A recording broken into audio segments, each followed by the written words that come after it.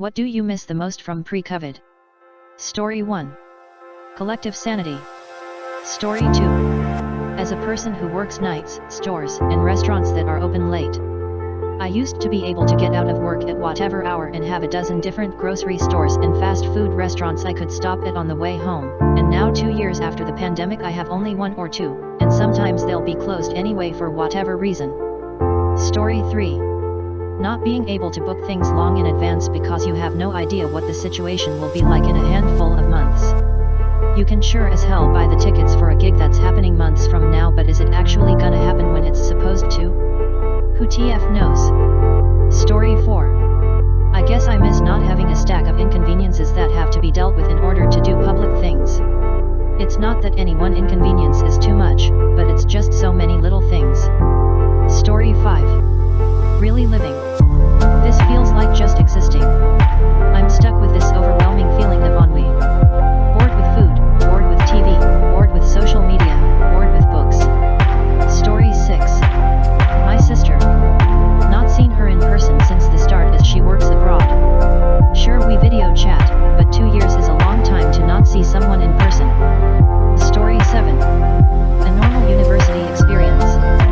Where I live, many universities have been mostly virtual since March 2020, so the community and social aspects of university has been almost entirely absent. Story 8. My grandparents. Story 9. My optimism for my future. Story 10. I miss the fact of just being sick without any other kind of concern. Story 11. In-person classes. Before COVID, I took a drawing class, a sewing class, etc.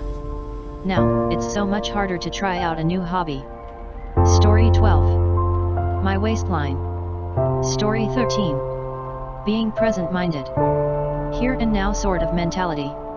Last 2 years feels like I've paused things waiting for this pandemic to blow over. But the more time passes, the more I feel like I'm just wasting away, if it makes sense. Story 14. Making appointments of various kinds, medical, dental, renewing driver's licenses and such, and especially vet appointments, seems like a huge hassle now, and sometimes the next free slot is weeks/months out. Story 15. Understanding what people say. I have bad hearing loss and I rely hard on reading lips. Far more than I realized. Now that everyone is wearing a mask and their voice is slightly muffled, I'm constantly asking people to repeat themselves. Story 16.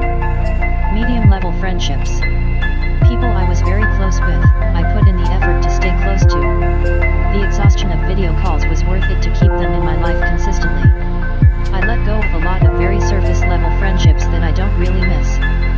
People I saw at work sometimes or hung out with mostly because we knew the same people. They were cool people, but we just weren't really part of each other's lives. But I miss the friendships in the middle. The people I went to college or grad school with that would get together around holidays or for weddings. People I wouldn't see weekly or anything, but would be worth a weekend trip to share an activity. I tried doing video call game nights with them too when this all started, but you can only do so many hours on Zoom in a week before it just isn't any fun even to see friends, and we fell out of touch. I've been trying to find ways to reconnect in recent months, and it's helped a lot. Story 17. Easy travel. Pre-COVID I used to head either overseas or interstate often, with minimal planning needed. I renewed my passport December 2019, so that was an unsorry cost considering. Hey, thanks for watching. If you want to see more, YouTube thinks you might like these videos.